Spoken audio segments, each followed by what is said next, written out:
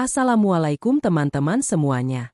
Siang itu, ketika matahari sedang panas-panasnya membakar genteng rumah kecil di pinggir Bekasi, aku berdiri di ambang pintu dengan tangan gemetar. Suamiku, Farhan, datang membawa seorang wanita bergaun krem, rambutnya terurai rapi, tas mahal menggantung di bahunya. Dia masuk seperti pemilik rumah, sementara aku, istrinya yang sah, hanya dipandang seperti tamu yang tidak diundang. "Alia, pergilah baik-baik," kata Farhan dengan suara dingin. "Jangan bikin malu.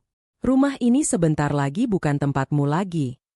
Aku menatap wajahnya, lalu menatap wanita itu yang tersenyum menang. Aku tidak menangis. Aku justru tersenyum pelan sambil mengambil map merah dari meja ruang tamu. Begitu map itu kuberikan, wajah wanita itu langsung pucat. Tangannya bergetar, matanya membesar, dan beberapa detik kemudian dia berlari keluar rumah tanpa menoleh. Ternyata, sebelum kita mulai cerita ini, tuliskan dulu di kolom komentar, dari kota mana kalian menonton cerita ini. Dan jangan lupa untuk like dan subscribe channel ini. Yang sudah subscribe, like, dan komen semoga dimudahkan segala urusannya, dilapangkan rezekinya, disehatkan badannya, dan dikabulkan semua hajat dunia akhirat oleh Allah. Amin ya rabbal alamin. Sekarang mari kita mulai ceritanya. Namaku Alia Rahma. Aku perempuan berjilbab sederhana, umur 32 tahun, bekerja sebagai admin keuangan di sebuah klinik kecil. Aku menikah dengan Farhan 7 tahun lalu, saat dia belum punya apa-apa selain motor tua dan mimpi besar untuk punya usaha sendiri. Dulu dia laki-laki yang rajin salat, sopan pada orang tua, dan selalu bilang, "Alia, kalau nanti aku sukses, kamu yang pertama aku bahagiakan." Kalimat itu dulu seperti doa yang membuatku kuat melewati hari-hari sulit. Tapi manusia bisa berubah ketika uang mulai masuk, ketika pujian mulai datang, dan ketika ada orang lain yang lebih pandai membuatnya merasa hebat daripada istrinya sendiri. 3 tahun pertama pernikahan kami berat sekali. Kami tinggal di kontrakan sempit, atapnya bocor kalau hujan, kamar mandinya bergantian dengan tikus kecil yang kadang muncul dari lubang pembuangan. Farhan merintis usaha distribusi alat kebersihan dari nol. Aku yang membuat pembukuan, aku yang menahan malu meminjam uang ke kakakku, aku yang menjual gelang emas peninggalan ibu demi membayar cicilan pertama gudang kecil.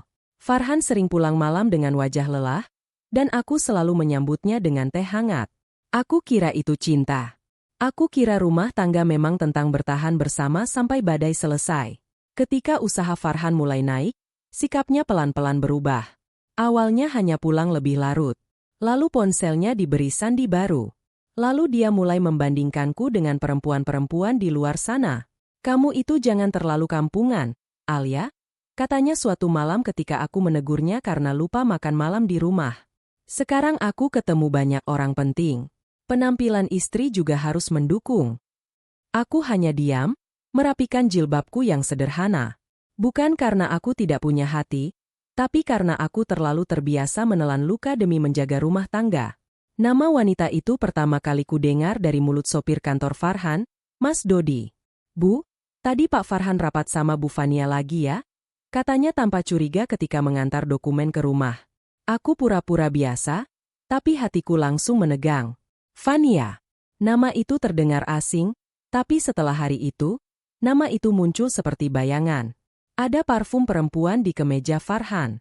Ada pesan masuk tengah malam yang langsung dihapus. Ada alasan rapat mendadak setiap akhir pekan. Dan ada satu hal yang paling menyakitkan. Farhan mulai tidak memandangku sebagai istri, melainkan sebagai beban yang menghalangi hidup barunya. Suatu malam hujan deras, aku memberanikan diri bertanya, "Mas, siapa Fania?" Farhan yang sedang melepas jam tangan mahalnya langsung berhenti. Matanya tajam. "Kamu ngorek-ngorek urusanku." Aku menelan ludah. "Aku cuma ingin tahu. Aku istrimu." Dia tertawa kecil, pahit sekali. "Justru karena kamu istriku, kamu harus tahu diri. Jangan bikin aku pusing setelah seharian kerja." Hujan di luar makin kencang, tapi suaranya tidak lebih dingin dari kalimat Farhan malam itu. Aku masuk kamar, duduk di sajadah, dan untuk pertama kalinya aku menangis tanpa suara sampai subuh. Besoknya, hidupku mulai dipenuhi fitnah. Ibu mertuaku, Bu Ratih, tiba-tiba datang dan menuduhku tidak becus melayani suami. Farhan itu laki-laki sukses, Alia. Kamu harus bisa ngimbangin. Jangan cuma pakai gamis lusuh dan muka murung, katanya sambil melihat seisi rumah seperti mencari-cari kesalahan. Aku mencoba menjelaskan bahwa aku tetap mengurus rumah, tetap bekerja, tetap membantu pembukuan usaha Farhan, tapi Bu Ratih tidak mau mendengar. Di matanya, anaknya selalu benar. Aku mulai sadar, seseorang sedang membentuk cerita baru tentang diriku di belakangku. Cerita itu makin jahat. Farhan bilang kepada keluarganya bahwa aku boros, padahal setiap rupiah belanja rumah selalu kucatat. Dia bilang aku tidak mau punya anak, padahal selama 5 tahun aku menjalani pengobatan sendiri karena Farhan menolak diperiksa. Dia bilang aku terlalu keras kepala, padahal aku hanya meminta dihargai. Tetangga mulai berbisik.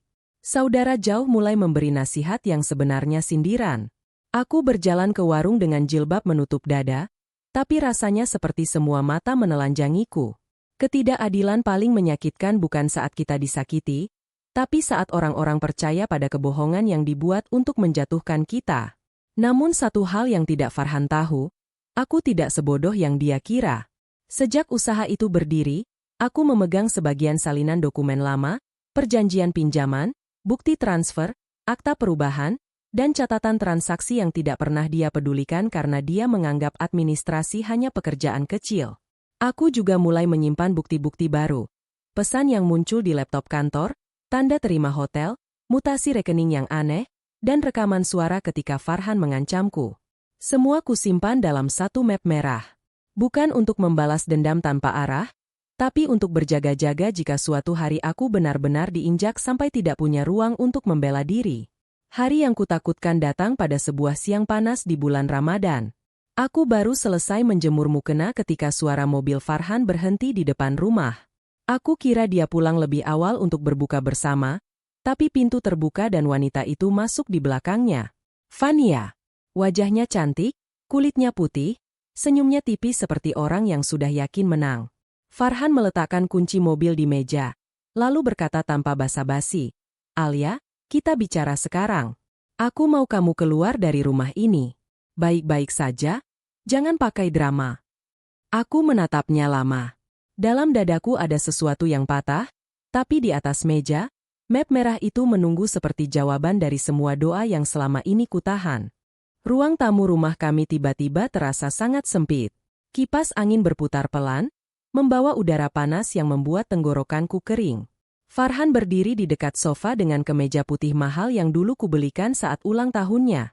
Fania duduk tanpa izin, menyilangkan kaki, lalu menatapku dari ujung jilbab sampai sandal rumahku. "Mbak Alia, saya harap Mbak bisa dewasa," katanya lembut, tapi matanya menusuk. Mas Farhan sudah tidak bahagia. Kadang perempuan harus tahu kapan harus mundur. Aku menahan napas.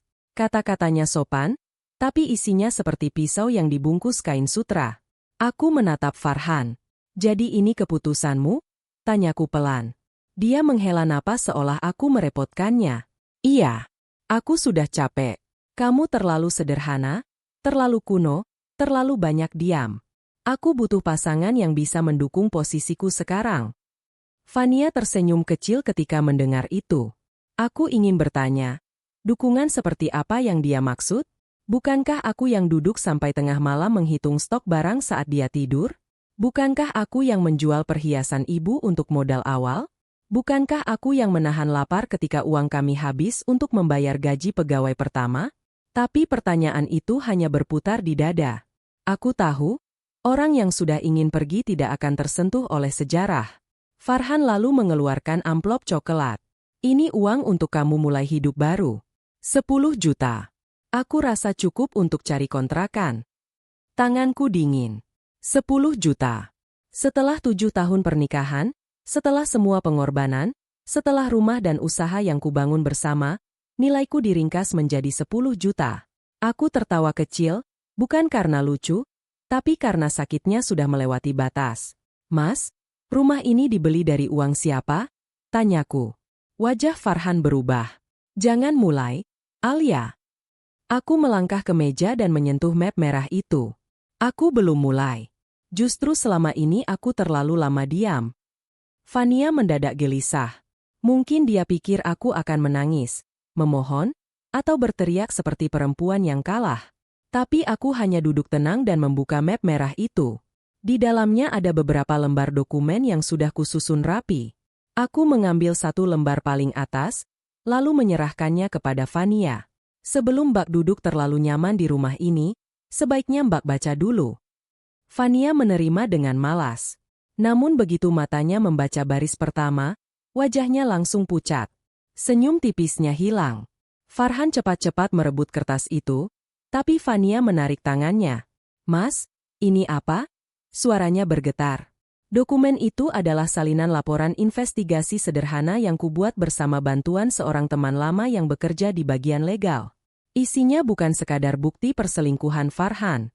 Di sana tertulis bahwa Fania ternyata masih terikat pernikahan dengan seorang pria bernama Dimas Prakoso, seorang pengusaha catering di Bandung, dan lebih parah lagi, Fania sedang mengajukan pinjaman besar menggunakan jaminan palsu dengan menyebut dirinya sebagai calon istri sah Farhan, pemilik perusahaan yang sehat secara keuangan. Ada salinan KTP, tangkapan layar percakapan, dan bukti bahwa Fania mendekati Farhan bukan hanya karena cinta, tapi karena utang yang mengejarnya. "Mas, kamu bilang kamu sudah cek semuanya," bisik Fania. Farhan menatapku seperti ingin meledak. "Dari mana kamu dapat ini?" Aku tidak menjawab pertanyaannya. Aku menatap Fania. "Mbak bilang saya harus tahu kapan mundur. Sekarang saya tanya, Mbak sendiri tahu kapan harus berhenti menipu?" Fania berdiri cepat. Tas mahalnya hampir jatuh. "Saya tidak mau terlibat urusan rumah tangga kalian," katanya panik. Aku tersenyum hambar. "Tadi Mbak cukup berani menyuruh saya pergi dari rumah saya. Sekarang baru merasa ini urusan rumah tangga." Wajahnya memerah, tapi bukan karena marah. Dia takut. Farhan mencoba menahan tangan Fania. "Fan, jangan percaya dia. Alia itu licik. Dia sengaja bikin fitnah." Fania menepisnya. "Fitnah? Ini ada nomor rekeningku, Mas. Ini foto surat yang cuma aku kirim ke kamu. Kok bisa ada di sini kalau bukan dari orang yang kamu percaya?" Kalimat itu seperti bom kecil di ruang tamu. Aku langsung menangkap sesuatu. Jadi selama ini Farhan bukan cuma selingkuh, tapi juga memberi Fania akses ke dokumen usaha kami. Di saat dia menuduhku boros dan tidak berguna, dia justru menyerahkan celah perusahaan kepada perempuan yang bahkan belum dia kenal utuh. Fania mundur ke pintu. Sebelum pergi, dia menatap Farhan dengan mata menyala. "Kamu yang bilang rumah ini sudah atas namamu semua. Kamu yang bilang istrimu tidak punya hak apa-apa. Kalau ternyata masalahmu sebesar ini, jangan seret aku." Lalu dia keluar terburu-buru, suara hak sepatunya mengetuk lantai seperti ketukan palu vonis. Dari jendela, aku melihat dia masuk ke mobil ojek online yang baru datang. Tidak ada pelukan perpisahan. Tidak ada drama cinta. Hanya seorang perempuan yang kabur begitu tahu kapal yang dia tumpangi ternyata bocor. Tinggallah aku dan Farhan di ruang tamu yang sunyi. Untuk pertama kalinya hari itu, wajah Farhan tidak lagi sombong. Tapi bukan penyesalan yang kulihat, melainkan kemarahan karena rencananya gagal. "Kamu mempermalukan aku," katanya tajam. Aku menutup map merah itu. "Bukan aku yang mempermalukanmu, Mas. Kamu sendiri yang membawa malu itu masuk ke rumah." Dia menunjuk wajahku. "Jangan merasa menang.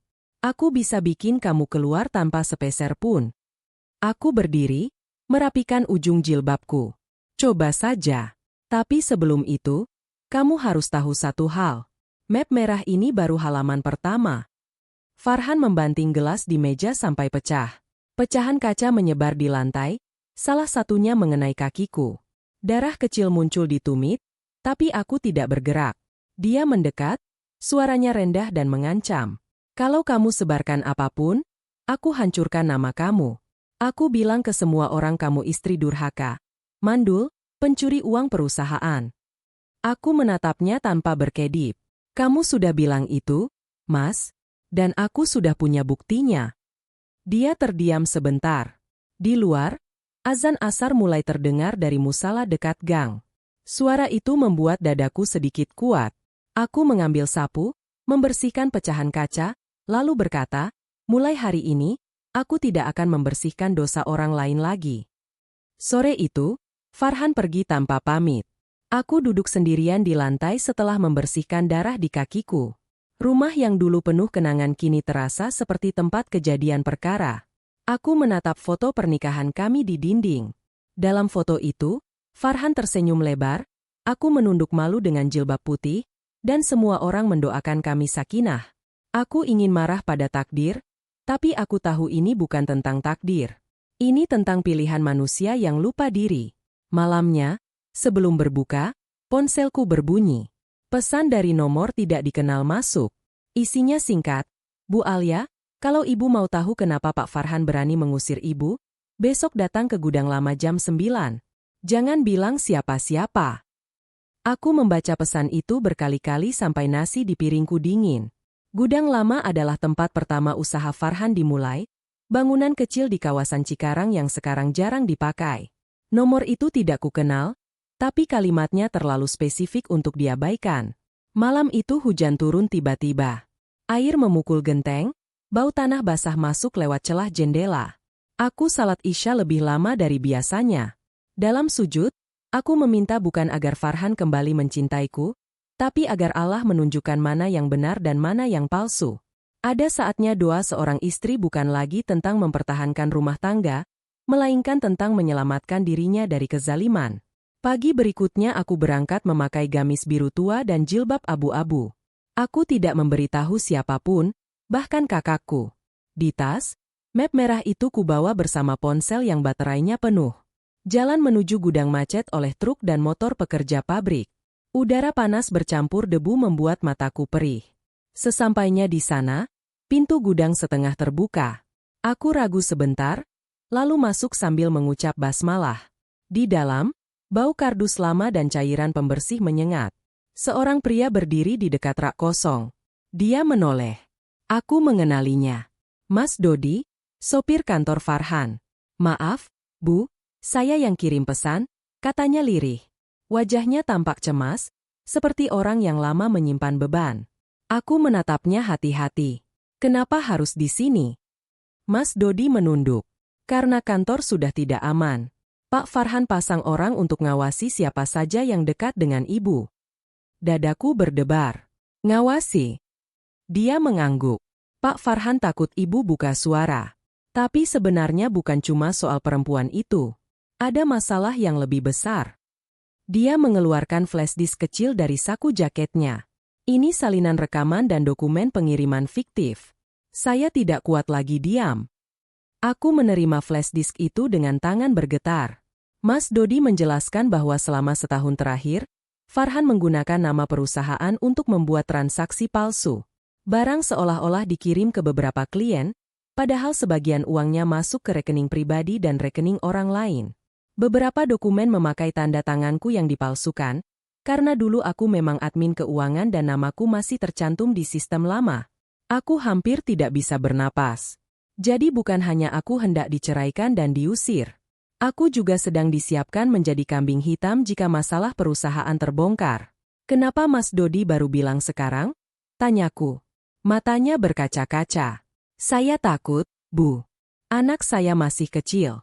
Pak Farhan pernah bilang kalau saya macam-macam. Saya bisa kehilangan kerja dan dituduh mencuri. Tapi kemarin saya dengar dia bilang ke Pak Rendra, kalau nanti audit datang, semua diarahkan ke Ibu Alia. Katanya ibu yang dulu pegang pembukuan, jadi gampang. Nama Rendra membuatku terdiam. Rendra adalah adik sepupu Farhan yang baru diangkat menjadi manajer operasional. Selama ini dia sering tersenyum manis padaku, memanggilku Mbak Alia, tapi ternyata di belakangku dia membantu menggali lubang. Mas Dodi lalu memutar satu rekaman suara dari ponselnya. Suara Farhan terdengar jelas. Tenang saja, kalau ada yang tanya, bilang Alia yang akses sistem lama. Dia lagi sakit hati karena mau diceraikan, jadi motifnya jelas. Lalu suara Rendra menyahut, tapi tanda tangan digitalnya. Farhan tertawa.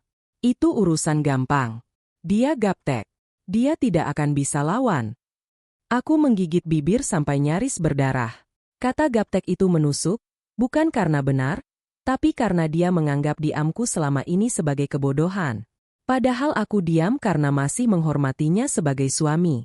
Aku meminta Mas Dodi mengirim semua salinan ke email baruku. Dia setuju, tapi dia memintaku hati-hati.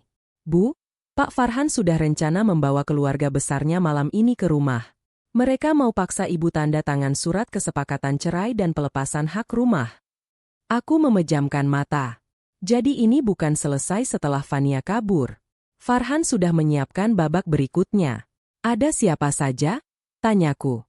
Bu Ratih, Pak Haji Mahmud, Rendra, dan mungkin pengacara mereka.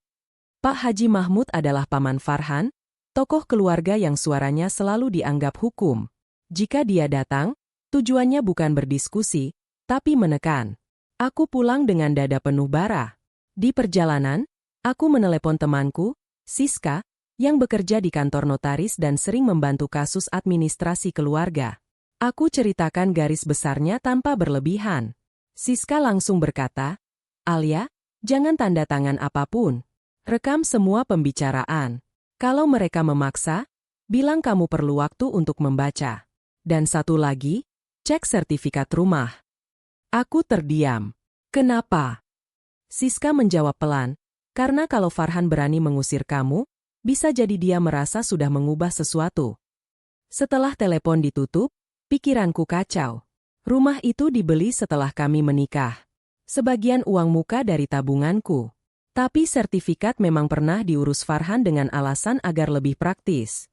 Sore menjelang maghrib, aku membuka lemari dokumen di kamar. Map sertifikat tidak ada. Buku nikah masih ada, akta usaha masih ada, tapi sertifikat rumah hilang. Aku mencari di laci, bawah kasur, lemari dapur, bahkan kotak mukena. Tidak ada. Jantungku berdegup keras. Lalu aku menemukan satu amplop kecil terselip di belakang tumpukan map lama. Isinya fotokopi surat kuasa dengan tanda tanganku. Tapi aku yakin tidak pernah menandatangani surat itu. Tanda tangannya mirip, tapi ada lengkung huruf yang berbeda. Surat itu memberi kuasa kepada Farhan untuk mengurus perubahan administrasi aset. Tanganku gemetar. Fitnah itu ternyata sudah dibangun dengan sangat rapi. Malam itu, setelah tarawih, mereka datang. 2 mobil berhenti di depan rumah. Bu Ratih masuk lebih dulu dengan wajah keras. Di belakangnya ada Pak Haji Mahmud memakai peci putih, Rendra membawa tas laptop, dan seorang pria berkacamata yang diperkenalkan sebagai kuasa hukum keluarga. Farhan datang terakhir, wajahnya tenang seolah siang kemarin tidak pernah terjadi. Aku menyambut mereka dengan salam. Bu Ratih tidak menjawab dengan baik. "Alia, kita selesaikan malam ini. Jangan bikin masalah tambah panjang," katanya. Aku mempersilakan mereka duduk. Di meja, teh panas sudah kusiapkan. Di balik vas bunga, ponselku merekam. Pak Haji Mahmud membuka pembicaraan dengan suara berat. "Alia, dalam rumah tangga, kalau sudah tidak cocok, perempuan baik-baik harus tahu menjaga kehormatan. Farhan sudah bersedia memberi uang pisah. Kamu jangan menuntut macam-macam." Aku menunduk, bukan tanda tunduk, tapi menahan amarah. "Pak Haji, saya hanya ingin keadilan." Rendra tertawa kecil. "Keadilan apa, Mbak? Rumah ini atas nama Mas Farhan. Perusahaan juga Mas Farhan yang bangun. Mbak Alia jangan merasa berjasa berlebihan." Aku menatapnya. "Kalau begitu, kenapa perlu memalsukan tanda tanganku?" Ruangan mendadak sunyi. Sendok teh di tangan Bu Ratih berhenti bergerak. Farhan langsung memotong. "Apa lagi ini? Kamu mulai mengarang." Aku mengambil fotokopi surat kuasa dari samping map merah dan meletakkannya di meja. "Ini tanda tangan palsu. Saya tidak pernah membuat surat kuasa ini." Pengacara berkacamata itu mengambil kertas, membacanya sekilas, lalu wajahnya berubah kaku. Rendra mencoba meraih kertas itu, tapi aku menahannya. "Jangan buru-buru, Ren. Biar semua lihat." Bu Ratih menatap Farhan. "Han, surat apa itu?" Farhan menggeleng cepat. Pasti dia buat sendiri untuk menjebak aku. Aku tersenyum tipis. "Mas, dari dulu kamu selalu lupa. Aku mungkin sering diam, tapi aku selalu menyimpan salinan." Aku membuka lembar berikutnya. Bukti transfer uang muka rumah dari rekeningku. Bukti penjualan gelang emas almarhumah ibuku. Catatan cicilan pertama yang kubayar saat Farhan belum mampu. Lalu salinan pembukuan usaha tahun pertama, dengan namaku sebagai penyusun laporan dan Farhan sebagai penerima manfaat. Pak Haji Mahmud yang tadinya tegak mulai menyandarkan badan. Aku berkata pelan, saya tidak minta dipuji. Saya hanya menolak dihapus dari sejarah. Bu Ratih masih mencoba keras. Tapi itu dulu, Alia. Sekarang Farhan yang membesarkan usaha. Aku menatapnya. Dan sekarang Farhan juga yang hampir menghancurkannya. Rendra berdiri. Mbak jangan menuduh sembarangan. Ini sudah bisa jadi pencemaran nama baik. Aku mengangguk. Saya tahu. Makanya saya tidak hanya bicara. Aku mengambil flash disk dari tas dan meletakkannya di meja. Di sini ada rekaman pembicaraan tentang rencana menjadikan saya kambing hitam untuk transaksi fiktif. Ada juga dokumen pengiriman palsu, rekening tujuan, dan nama-nama yang terlibat. Wajah Rendra langsung pucat. Farhan menatap flash disk itu seperti melihat ular. Pengacara keluarga tidak lagi berani bicara cepat. Dia justru berdeham dan berkata, sebaiknya kita semua tenang dulu. Tenang. Aku menatap mereka satu persatu. Selama ini saya difitnah mandul, boros, tidak becus jadi istri, bahkan mau dituduh mencuri. Saya diam karena saya pikir keluarga masih bisa diselamatkan. Tapi malam ini kalian datang untuk memaksa saya melepas hak dengan surat yang saya bahkan belum baca. Lalu saya yang disuruh tenang. Suaraku tidak tinggi, tapi setiap kata keluar dari tempat luka yang paling dalam. Bu Ratih menunduk sebentar, tapi ego seorang ibu yang terlalu membela anak membuatnya kembali berkata, kalau kamu istri baik, kamu tidak akan membuka aib suami. Kalimat itu membuatku tersenyum getir. Bu, aib itu kalau orang tergelincir lalu bertobat. Tapi kalau orang merencanakan kezaliman, memalsukan tanda tangan, menyeret istri sendiri ke lubang hukum, itu bukan aib yang harus saya tutupi. Itu kejahatan yang harus dihentikan. Pak Haji Mahmud menarik napas panjang.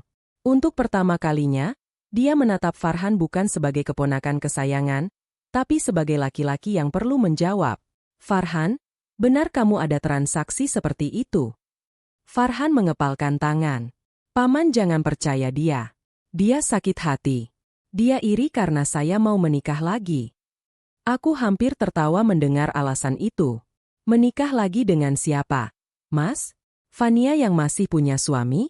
Fania yang memakai namamu untuk mengajukan pinjaman? Bu Ratih terkejut. Apa maksudnya wanita masih punya suami? Farhan kehilangan kata-kata. Aku memberikan satu lembar dokumen tentang status Fania. Bu Ratih membaca dengan tangan bergetar. Wajahnya yang sejak tadi keras mulai runtuh. Han, kamu bilang dia janda. Farhan memalingkan wajah. Di situ, untuk pertama kalinya malam itu, semua orang melihat retak pada cerita sempurna yang Farhan bangun. Rendra mencoba menyelamatkan diri. Masalah Fania itu urusan pribadi Mas Farhan. Tidak ada hubungannya dengan saya. Aku menatapnya.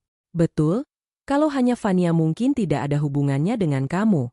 Tapi rekaman tentang audit, tanda tangan digital, dan pengiriman fiktif ada suaramu, Ren. Dia diam. Keringat muncul di dahinya. Pengacara itu akhirnya berkata kepada Farhan dengan suara pelan tapi jelas. Pak Farhan, kalau dokumen itu valid, posisi hukum Bapak tidak bagus. Kalimat itu seperti memukul harga diri Farhan. Dia berdiri mendadak. Semua keluar. Ini rumah saya. Aku ikut berdiri. Bukan. Ini rumah bersama yang sedang kamu coba rebut. Suasana memanas. Farhan melangkah ke arahku, tapi Pak Haji Mahmud menahannya. Jangan bodoh, Han. Kamu mau tambah masalah. Farhan menepis tangan pamannya. Ini semua gara-gara dia. Dari dulu dia sok suci dengan jilbabnya. Sok sabar, padahal licik. Kata-kata itu menghantamku, tapi aku tidak lagi roboh. Aku berkata, jilbab saya bukan bukti saya sempurna, Mas. Tapi setidaknya saya berusaha tidak menzalimi orang yang pernah berjuang bersama saya. Bu Ratih menangis pelan. Entah menangisi anaknya, atau menangisi kenyataan bahwa menantunya yang selama ini dia pojokkan ternyata bukan sumber masalah. Malam itu berakhir tanpa tanda tangan apapun. Pengacara keluarga menyarankan agar semua pihak menunda pembicaraan karena ada dugaan pemalsuan dan penyalahgunaan dokumen. Pak Haji Mahmud pamit dengan wajah berat. Sebelum keluar, dia berhenti di depanku. Alia, kalau benar kamu dizalimi, maafkan paman karena tadi terlalu cepat menghakimi. Aku mengangguk. Tidak semua permintaan maaf langsung menyembuhkan luka, tapi setidaknya kebenaran mulai punya ruang bernapas. Bu Ratih melewati aku tanpa berkata apa-apa. Namun di depan pintu, langkahnya berhenti sebentar, lalu dia berbisik hampir tidak terdengar, "Maaf." Setelah itu dia pergi. Farhan tidak pulang malam itu. Dia memilih ikut Rendra, mungkin untuk menyusun rencana baru. Aku duduk di ruang tamu yang kembali sepi. Ponselku menyimpan rekaman lengkap pertemuan tadi. Flash disk sudah kugandakan ke penyimpanan online. Aku tidak merasa menang. Aneh, ya, teman-teman. Ketika kebenaran mulai terbuka, rasanya tidak selalu bahagia. Kadang yang terasa justru lelah, seperti tubuh baru sadar bahwa selama ini ia dipaksa kuat terlalu lama. Aku mengambil Al-Quran kecil di rak, membacanya beberapa ayat, lalu tertidur di sofa dengan jilbab masih menempel rapi. Di luar, malam Bekasi perlahan dingin, tapi hidupku baru saja memasuki badai yang lebih besar. Pagi harinya, kabar itu menyebar lebih cepat dari yang kuduga. Bukan karena aku yang menyebarkan, melainkan karena Fania. Perempuan itu ternyata panik setelah menerima dokumen dariku.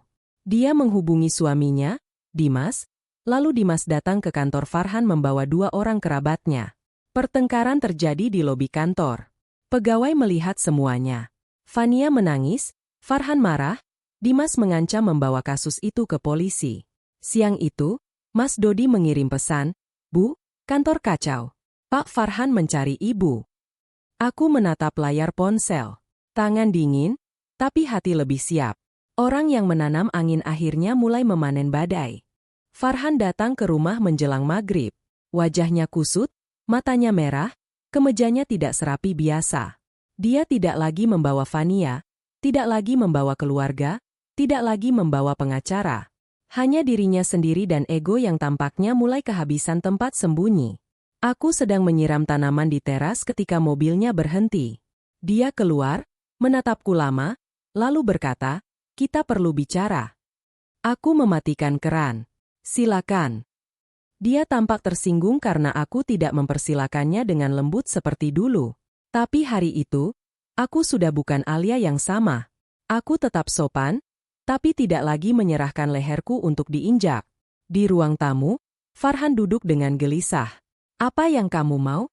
tanyanya langsung. Aku menatapnya. Aku mau kebenaran dicatat dengan benar. Aku mau hakku tidak dirampas. Aku mau namaku dibersihkan dari fitnah. Dia menghela napas kasar. "Kalau soal rumah, nanti kita atur. Tapi jangan bawa-bawa transaksi perusahaan. Itu bisa hancurkan semuanya." Aku berkata pelan, "Kamu baru takut hancur setelah tahu kamu bisa ikut jatuh. Waktu kamu mau menjadikan aku korban, kamu tidak takut." Farhan diam. Untuk pertama kalinya, tidak ada jawaban tajam dari mulutnya. Dia mencoba cara lama, melembutkan suara. "Alia, kita pernah susah bareng. Jangan begini." Aku merasakan dada sesak. Bukan karena luluh, tapi karena kalimat itu dulu sangat kurindukan. "Iya, kita pernah susah bareng, tapi saat senang datang, kamu memilih membuatku seperti sampah." Dia menunduk. Aku hilaf. Aku menggeleng. "Hilaf itu sekali, Mas. Ini rencana panjang. Kamu memfitnahku ke ibumu. Kamu membawa wanita lain ke rumah. Kamu memalsukan tanda tangan. Kamu menyiapkan aku jadi tameng. Jangan kecilkan dosa dengan kata hilaf hanya karena kamu ketahuan." Farhan memegang kepalanya. Suaranya mulai pecah. Aku tertekan. Rendra yang mengatur beberapa transaksi. Aku cuma mengikuti agar cash flow aman. Aku menatapnya tajam. Tapi yang mau mengorbankan aku, siapa? Dia tidak menjawab. Diamnya cukup menjadi pengakuan. Aku lalu meletakkan 3 lembar kertas di depannya. Pertama, surat permintaan klarifikasi resmi dari pengacaraku. Kedua, daftar harta bersama yang harus dibahas secara hukum. Ketiga, laporan kronologi fitnah dan pemalsuan yang siap kubawa jika dia tidak kooperatif. Aku tidak ingin ribut di jalanan. Aku ingin semuanya lewat jalur yang benar, kataku. Farhan membaca kertas itu dengan wajah pucat. Kamu sudah punya pengacara? Aku mengangguk. Siska menghubungkanku dengan Lembaga Bantuan Hukum Perempuan. Mereka membantuku menyusun langkah. Dia tertawa hambar. Jadi kamu benar-benar mau melawan suami sendiri? Aku menarik napas. Aku tidak melawan suami. Aku membela diri dari orang yang menggunakan status suami untuk menzalimi. Kalimat itu membuatnya terdiam lama. Di luar, suara anak-anak mengaji dari musala terdengar samar. Dulu suara seperti itu sering membuat rumah kami terasa damai. Sekarang suara itu menjadi saksi bahwa rumah ini sedang dibersihkan dari kebohongan. Beberapa hari kemudian, proses hukum dan mediasi dimulai. Tidak mudah. Farhan masih mencoba memutar cerita. Rendra menghilang 2 hari sebelum dipanggil untuk klarifikasi internal perusahaan. Bu Ratih sempat datang ke rumah dengan wajah lelah, membawa sekotak kue bolu kukus. Dia duduk di teras, tidak berani masuk. Alia, katanya pelan, ibu banyak salah. Aku menatap perempuan yang dulu membuatku menangis berkali-kali. Ibu percaya semua kata Farhan tanpa pernah bertanya ke saya. Dia mengangguk, air matanya jatuh. Ibu malu. Ibu pikir membela anak itu kewajiban, tapi ternyata ibu ikut menutup mata. Aku diam sebentar, lalu mengambilkan air putih. Memaafkan bukan berarti lupa, tapi dendam juga terlalu berat untuk terus kupikul. Dari Bu Ratih, aku tahu Farhan mulai ditinggalkan banyak orang. Fania kembali ke Bandung setelah suaminya membawa bukti utang dan kebohongannya. Rendra dituntut mengembalikan sejumlah dana perusahaan karena namanya muncul di beberapa transaksi. Beberapa klien meminta audit ulang. Farhan yang dulu berjalan tegak di kantor kini lebih sering menunduk. Tapi aku tidak menari di atas kejatuhannya. Aku hanya ingin hidupku kembali utuh. Ada kepuasan kecil ketika fitnah terbuka, tapi ada luka besar yang tetap harus dirawat. Orang bisa meminta maaf dalam 1 menit, tapi korban membutuhkan waktu panjang untuk percaya lagi pada dunia. Mediasi pembagian harta berlangsung tegang. Farhan awalnya masih ingin mempertahankan rumah sepenuhnya, tapi bukti kontribusiku terlalu kuat. Sertifikat yang sempat disembunyikan ternyata belum bisa dialihkan karena ada ketidaksesuaian dokumen. Tanda tangan palsu itu menjadi bumerang. Akhirnya, atas saran pengacara, rumah disepakati sebagai harta bersama yang harus dibagi sesuai ketentuan. Aku memilih tidak tinggal di sana. Bukan karena kalah, tapi karena terlalu banyak luka menempel di dindingnya. Bagiku, rumah bukan sekadar bangunan. Rumah adalah tempat hati merasa aman. Dan rumah itu sudah lama kehilangan rasa aman sejak Farhan membawa kebohongan masuk lewat pintu depan. 1 bulan setelah kejadian itu, aku pindah ke kontrakan kecil dekat klinik tempatku bekerja. Kontrakannya sederhana, tapi jendelanya menghadap pohon mangga. Setiap pagi, cahaya masuk lembut ke ruang kecil tempat aku menaruh sajadah. Aku mulai menata hidup pelan-pelan. Aku memasak untuk diriku sendiri, membeli tanaman kecil, dan menerima pesanan pembukuan dari beberapa UMKM. Map merah itu masih kusimpan, tapi tidak lagi di meja. Aku meletakkannya di lemari sebagai pengingat bahwa perempuan tidak boleh membiarkan dirinya dihapus dari cerita hidupnya sendiri. Diam boleh, sabar boleh, tapi jangan sampai sabar menjadi alasan orang lain bebas menghancurkan kita. Suatu sore, Farhan datang ke klinik. Dia menunggu di luar pagar setelah jam kerja selesai. Wajahnya jauh lebih kurus. Aku menemuinya di tempat terbuka, tidak ingin ada pembicaraan tersembunyi lagi. Alia, katanya, aku minta maaf. Aku menatapnya. Kali ini, suaranya tidak sombong. Aku sudah kehilangan banyak hal. Usaha diperiksa, Rendra kabur, Fania menipuku. Aku baru sadar kamu yang paling tulus. Aku tersenyum sedih. Mas, jangan menyebutku paling tulus hanya karena yang lain ternyata palsu. Ketulusan bukan tempat pulang setelah kamu lelah mengejar dunia. Dia menunduk, dan aku melihat air mata jatuh. Tapi hatiku tidak lagi berlari untuk menghapusnya. Apa masih ada kesempatan? Tanyanya lirih. Angin sore menggerakkan ujung jilbabku. Aku terdiam cukup lama, bukan karena bimbang, tapi karena menghormati 7 tahun yang pernah ada. Kesempatan untuk memperbaiki diri selalu ada. Mas, Tapi bukan berarti harus kembali denganku. Farhan memejamkan mata. Aku melanjutkan, aku doakan kamu benar-benar bertobat, bukan hanya menyesal karena kehilangan. Tapi untuk aku memilih menyelamatkan hidupku. Dia mengangguk pelan. Tidak ada teriakan. Tidak ada adegan dramatis. Hanya dua orang yang pernah saling berjanji, berdiri di ujung jalan yang sudah berbeda arah. Beberapa bulan kemudian, proses perceraian selesai. Aku keluar dari pengadilan agama dengan langkah pelan, membawa salinan putusan di dalam tas. Langit mendung, tapi tidak hujan. Kakakku menunggu di bawah pohon dengan senyum hangat. "Kamu baik-baik saja?" tanyanya. Aku mengangguk. Insya Allah. Tidak semua akhir terasa seperti kemenangan besar. Kadang kemenangan itu sederhana. Bisa tidur tanpa takut difitnah, bisa makan tanpa dihina, bisa berdiri tanpa meminta izin pada orang yang merendahkan kita. Aku tidak menjadi kaya mendadak. Tidak langsung punya hidup sempurna. Tapi aku mendapatkan sesuatu yang jauh lebih mahal. Harga diriku kembali. Teman-teman, dari kisah Alia ini, kita belajar bahwa ketulusan memang indah, tapi ketulusan juga perlu ditemani keberanian. Menjadi istri yang sabar bukan berarti membiarkan diri dihancurkan. Menjaga aib keluarga bukan berarti menutup mata pada kezaliman yang direncanakan. Dan perempuan berjilbab yang lembut bukan berarti lemah. Kadang senyumnya tenang karena dia sudah menyerahkan semuanya kepada Allah, sambil tetap berusaha dengan bukti, akal sehat, dan langkah yang benar.